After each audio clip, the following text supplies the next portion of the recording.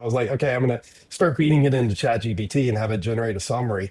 The summary of all of that stuff came out to be 70 pages long. To give you an idea of how much data was in there. And so it's like, well, that didn't really help me that much with consuming of it. And then it hit me. I was like, holy crap, I just fed their entire go-to-market into a GPT. It's like now I can query it about anything.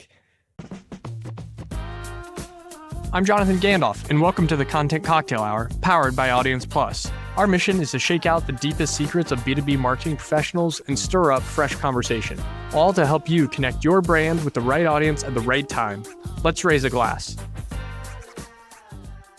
Welcome back to the Content Cocktail Hour. This is Jonathan Gandolf, co-founder and CEO of Audience Plus. I'm thrilled to be joined today by a friend, partner, collaborator, fellow raconteur maybe, Jason Hubbard, founder and CEO of DemandMagic. We crossed paths in person. I think this is the first time we met in person at CMO Summit with Pavilion.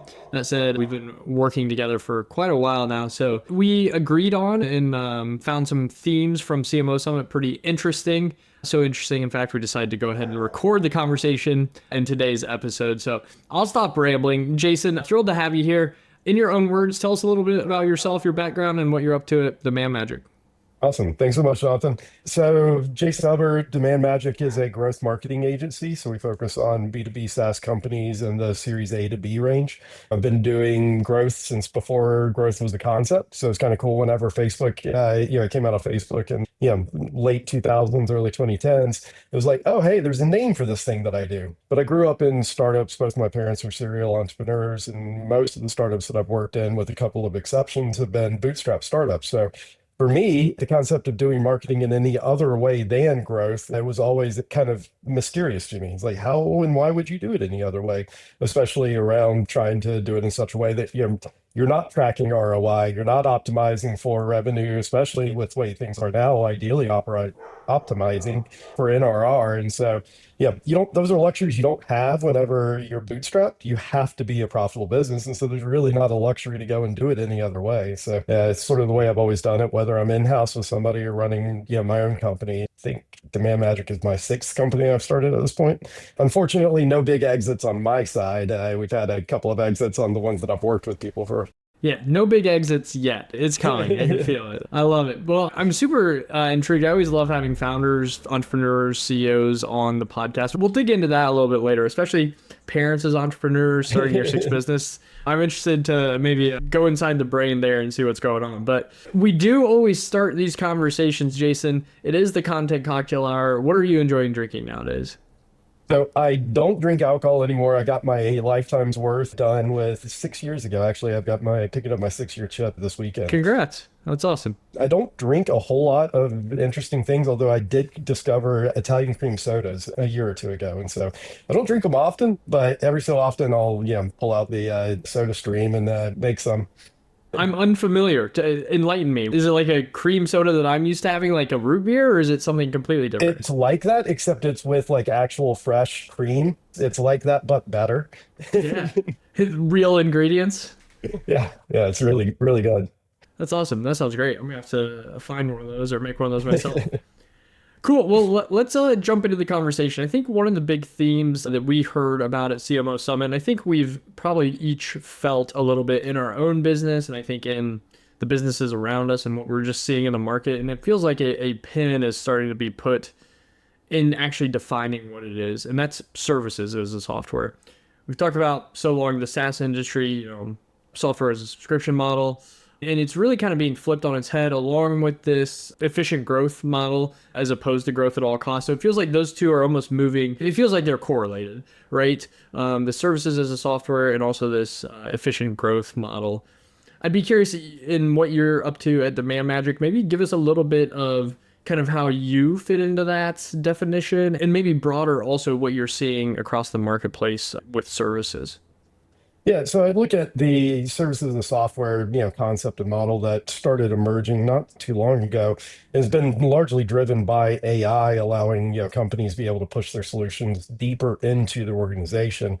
But I see it really kind of as the inevitable evolution of what SaaS has been struggling with from the start. Because of course, SaaS is awesome from a predictable revenue standpoint, a scaling standpoint, all of that. But the Achilles heel has always been churn.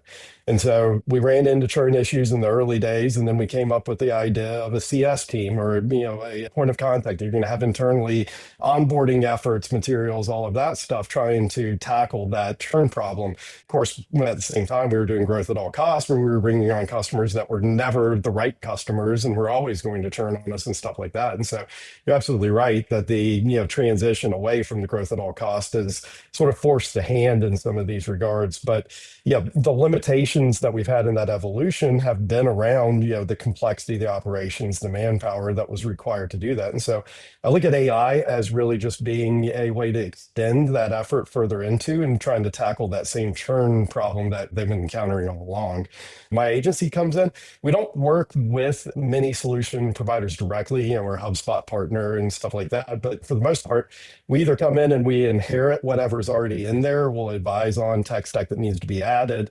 And then, what we essentially do is we come in and build a company's growth engine. And so we'll work with whatever they have, whether that's in-house, whether that's tech, whether those are third parties they've contracted with, whatever. We'll backfill the missing pieces of that. We're a full function shop, so we can, anything on the go-to-market side, we can provide, all the way into the fractional sales. And then we provide that overarching management, leadership strategy layer. It gets all of those pieces actually pulled together and moving in the same direction instead of a bunch of silos where one's off doing anything and the other's off doing God knows what else. That doesn't sound like anything I'm familiar with. Yeah, of course not. Yeah, it's interesting on the services software. It's also this added layer of there's a lot of pricing model kind of volatility right now. I was on a call with somebody yesterday, and I didn't realize what I was saying as I said it, but I was I'm kind of worried about the future of SaaS. And then I was I don't even agree with that. I think what I'm saying is I think the pricing model, maybe the structure of contracts, is it services, is it software? I think a lot of that's being disrupted right now. The efficient growth, all of this happening at once. AI obviously having an impact, usage-based pricing, consumption-based pricing, outcome-based pricing. It's just all happening at once, and it's creating this very dynamic space. But it'll be really interesting to see what happens with services software. And I think a lot of businesses have been disguising software as a service. And now it's just kind of okay, we're going to be a little bit more upfront, or the pricing models are allowing us to be a little bit more explicit with what we're offering. And ultimately, there's all sorts of impacts there to the VC ecosystem, tech ecosystem, etc. What we used to call technology assisted services. A lot of SaaS is now just by nature, by requirement, becoming technology assisted services. Totally. Yeah. Tech enabled services, tech. Yeah. It'll be interesting to see kind of how it all shakes out. What's exciting to me is there's a bunch of different, there might be some wrong answers and there might be some right answers, but there's no one. There's a lot of different ways to get from point A to point B right now. And I think if you're building something that's valuable, you can find that path. Speaking of which, from point A to point B, you did mention you work with a bunch of Series A to Series B companies. I'm curious right now, what pattern recognition are you seeing? What trends are you seeing in those companies that are successfully getting from A to B right now? What are you recognizing in those businesses that we could all maybe learn from? I mean, the biggest one I see, especially in those early stages, is that, makes or breaks a lot, you could even say maybe most of them, is the degree that they're focused. And so nothing terrifies me more when I'm talking to a new potential client than to hear them tell me about this enormously wide TAM that they can go after and, try and target. And that's just terrifying to me. Almost hands down, the ones that I've worked with that have done the best have been the ones that have been just as narrowly focused as humanly possible. They may wave their hand at hey, there's all of this other stuff we could go do eventually. This is what we're focused on, and we're not going to let ourselves get distracted. And, on the flip side of that, whenever I talk to those types of founders, it's okay, you get it. That's really kind of, especially at that Series A type, stage where you're just starting to get product market fit.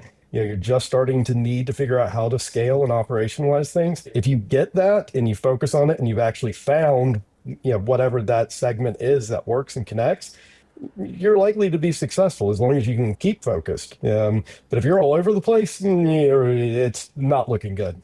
Yeah, it's we didn't plan this, but that's a bit of a reassuring to hear. I think we at Audience Plus, previously The Juice, we focused exclusively on go-to-market tech, and we have had the urge or maybe the opportunity at times to say, hey, let's go think about HR tech or fintech or gov tech, whatever that may be as well. We've said no to this point, and I think like we can get to where we need to, Series A, Series B, maybe even beyond with just that go-to-market focus. But I think that's, for me, that's kind of exciting too. It's like, man, if we can get to Series A there, then like one of the growth levers to get to B or from B to C or, beyond that is then you've got a playbook, you've got some benchmarking, you've got a foundation that you can kind of run whatever that new thing is against what you've done previously, and more maybe step by step or just systematically like attach on those new things as opposed to trying to do everything at once. Yeah, it was one of those where growing up in startups, one of those other no-brainers that always mystified me. It's like, if you found something that works, double down on it until you hit a point of diminishing returns. And then, yeah, whenever you start hitting that point, figure out, is there anything you can do relative to what you've already been doing to eliminate that where you get back to scale? If not, then it's time to look at expanding or going and, adding something else to the mix or whatever. But milk that for all it's worth until there's nothing left that you're getting out of it, and your time could be used more efficiently in some other motion. Absolutely. I'm going to combine two topics you've maybe mentioned here previously and a third kind of net new topic. You mentioned AI previously, and then this from Series A to Series B, or, kind of startup to Series A growth path. What patterns are you seeing in how companies are successfully using AI right now when it's both brand new and also kind of feels like limitless in what you can do with it? What are you seeing being done successfully? Yeah, the single thing that I see that dictates, differentiates people doing it successfully versus those not. And this goes both on the product side as well as internal ops and, how people are using tech that they're deploying, even if it's just, the off the shelf AI. If you come at it from, hey, we've got a problem that we're specifically trying to solve, and then here's how AI is going to help us do that, then it tends to work pretty darn well. I see way too many coming at it from the angle of, we need to be doing something AI. Now let's go figure out a way that we can try and plug AI into something that we're doing or whatever. And so, yeah, start with the problem and work backwards from there. And if AI's got a role to play in it, then fantastic. But don't go around trying to find out how you can fit AI into X, Y, or Z. I love that advice. I'm not an AI expert by any stretch of the imagination. I mean, I try to keep myself educated. That said, I was asked to speak to a group of marketers here in Indianapolis on the topic of AI, and that was actually one of the pieces of advice I gave based on our own experience. It seems like there's this blank slate like mandate with AI where it's like, all right, you have AI now, go figure out what to do with it, and you have to invent something new, or you have to create something out of thin air, or you have to like attach it to something that you're doing. And what the advice I gave, and it's what we again have experienced at Audience Plus, is look at what you're already doing and like fix it with AI, or like double down with AI. The two examples I'll give within our own business is within the cost of our product, the COGS of our product, QA was our most expensive line item by a pretty significant margin. And so we found somebody who could build basically what we were doing with QA via AI, and we've reduced costs on that line item by about 80%, like within a month, and it was just like, so like look at your existing problems, look at, kind of within as opposed to feeling like you need to invent new. And then the other one is we've got a recommendation engine in our product, and that is kind of our secret sauce, you will, or our proprietary algorithm, if you will. Well, let's make that better, right? Like we don't need to create something brand new. Let's just make what already differentiates ourselves that much stronger with AI. And those are the two pieces of advice I keep finding myself returning to when people are thinking about what to do with AI. And I think you nailed it as well there. I really like that. Keep your mind open and keep iterating and experimenting. Universally, the things I've done with AI that were like the coolest things just came out of my interacting with it. So I started off with something much, much more discreet and simple that I was doing. And I was like, hey, I wonder about this. And two quick examples on that. I had one client that gave me the exact opposite problem of every other client I've ever had. Most of the time I'll ask about like, what's your go-to-market, who's your ICP, all of this stuff. And I'll get like a half page of bullet points. And I'm like, okay, I'm going to have to go flesh all of that out for you. I actually had a client that gave me the opposite problem. They gave me like 16 docs, decks, all of this stuff. And I was like, how do I consume all of this? Like, how am I going to actually be able? And so I was like, okay, I'm going to start feeding it into ChatGPT and have it generate a summary. The summary of all of that stuff came out to be 70 pages long. To give you an idea of how much data was in there. And so it was like, well, that didn't really help me that much with consuming of it. And then it hit me. I was like, holy crap, I just fed their entire go-to-market into a GPT. It's like, now I can query it about anything. And like I actually, handed that over to them. I was like, give this to your sales team. Yeah. Like now they can ask about, okay, I mean, we were able to start customizing stuff down to like industry role problem, problem points that they had, whatever, and customizing it down to that individual at that company using that. So it was really cool to be able to do it that way. And then the other was actually just a couple of weeks ago, had a new potential client I was following up with, and they were interested in feedback on, they knew they had branding issues on their site and stuff like that. And so they're like, come in and talk to us about that. And I had like 30 minutes to prep. And so I was like, loaded up Perplexity. I was like, go scan the site, like help me identify issues, whatever, and stuff like that. And instead of 30 minutes, like me just being able to just glance over and like, hey, here's a few things I came up with, I had an in-depth analysis and had it spit out a draft of what a new homepage would look like. Yeah, and I love the point you make there on AI about just like get in and use it and start playing around with it. I think the other thing I always talk to people about is like it's helped me as well. Like use it for your personal like life. I don't know, like like look for recipes, grocery lists, travel. I used it recently to build like a workout plan. I had a personal trainer that I was using remotely to help build like a fitness plan. I was like, they're friends, so I didn't like I don't know take their job, and they were doing it on the side for me, but I was like, I can probably just build this in ChatGPT because I had been through enough plans and I was like, all right, I know what I like, what I don't like, what I need to work on, what I don't want to do. And yeah, so I used it and I was like fascinated at how cool it was. And it gave me like a mobile, like Notion, mobile friendly Notion template and then like PDF. It was fascinating. So I encourage everybody just get it and start playing around with it. It's not judging you. It feels like it is because it's very human interaction, but AI is not going to judge you. Yeah, I'm using it huge on the travel side. So I'm actually taking off next week and going to spend the rest of the year working my way around the world doing the digital nomad thing. And so I've been living in AI, trying to figure out that game plan and stuff like that. Although intentionally having as little of a game plan as I can, just seeing kind of where it goes. I love that. So cool. Maybe last kind of question here. This is just more my own like personal curiosity. You mentioned you started 6 businesses, both of your parents as entrepreneurs. I'd love to just hear a little bit about your entrepreneurial journey and maybe what advice you have for somebody who, it sounds like to you, like entrepreneurship's always been second nature. You grew up around it. It's always been a part of your life. But maybe for someone who's looking for that nudge or that courage to make the leap into entrepreneurship, what advice would you have for them? We can probably have this be my controversial thing because I used to get invited to talk to groups of prospective entrepreneurs all the time. I don't that much anymore, probably largely because of this, because anytime I do, I'll spend the first 45 minutes of an hour telling them why this is the dumbest thing they've ever thought of doing and absolutely should never do it. I am convinced at this point in my life, one, just because why else would you do it? And two, I've yet to meet a entrepreneur that's done it more than once. So a serial entrepreneur, if you've done it once and you're like, yeah, I'm not going to do that, or you turn it into a lifestyle business, you're a different beast. But if you're somebody like, okay, I'm back for another round of it, you are diagnosably mentally ill in at least a way. And most of us check a lot of boxes, and arguably I check all the boxes. So, you're compelled to do it, and it's sort of, you don't really have a choice. If you're that person and you're like, I just feel like I can't not do it, then by all means, hit me up. I'm happy to talk to you, give you pointers, all of that stuff. If you're just like, hey, working for myself or being my own boss, whatever, sounds like a great deal, whatever, seriously second guess it. And there's a wild difference between like a side hustle or going and doing something like that and trying to start and scale a business as an entrepreneur. But it's a thankless task. It's so hard. It is, the number of people that fail instead versus succeed, is such a, huge gap between them. And, especially that first year or so, every time I'm in at that stage, I'm just like, dear God, I forgot how hard this is. It's like, I compare it to giving birth, because if you remembered it as it was, you would never do it again. That's I like that analogy. It's interesting. I think I love how you framed that of like, unless you like almost physically can't resist the urge, like if you have any second guesses, like it's probably not for you. I would agree with that.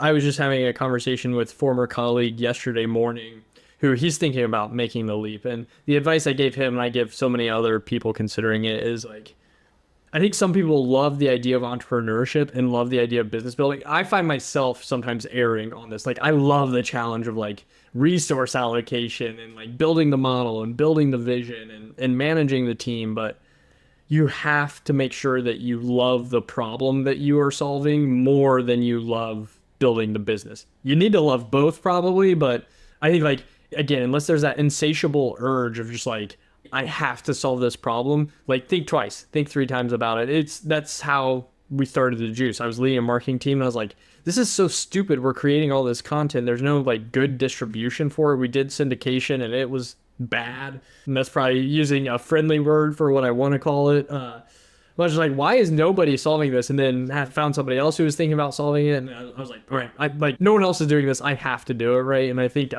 it's still like hard and not something I'm sure I would do again for sure. So yeah, I love the framing there of think a few times about it.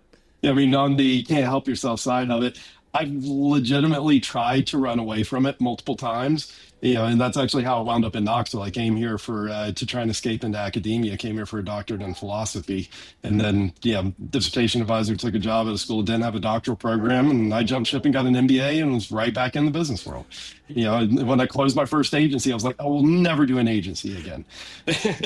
You can't escape it. I think it's all working out well. We'll let you off the hook because I do think that was an unpopular opinion that you dug into and you preloaded that question. So we'll save you that question though. Jason, if people do want to learn more from you or learn more about DemandMagic, what's the best way to do that? Yeah, they can find me on LinkedIn. Just reach out to me there, or you can fill out any of the forms on demandmagic.ai. Yeah, just hit me up, jason@demandmagic.ai if you want to shoot me an email. All right, bonus question, just because you mentioned it earlier, I know you mentioned this when we crossed paths in person at Atlanta, the digital nomad lifestyle. Are you going to be sharing some of that journey, or is that something you're going to just kind of be doing behind the scenes?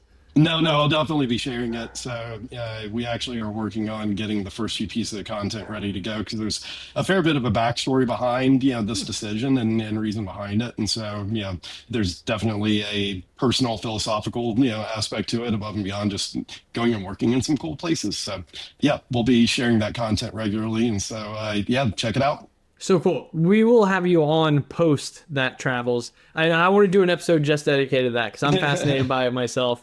So we'll be sure to go deeper there. Jason, thank you so much for joining us today. To all of our watchers, listeners, thanks for joining another episode of the Content Cocktail Hour. Until next time, same place. Cheers. Thanks. Thank you for joining the Content Cocktail Hour powered by Audience Plus. If you want to see more episodes or more resources curated for your role, join us at audienceplus.com. See you next time, same place. Cheers.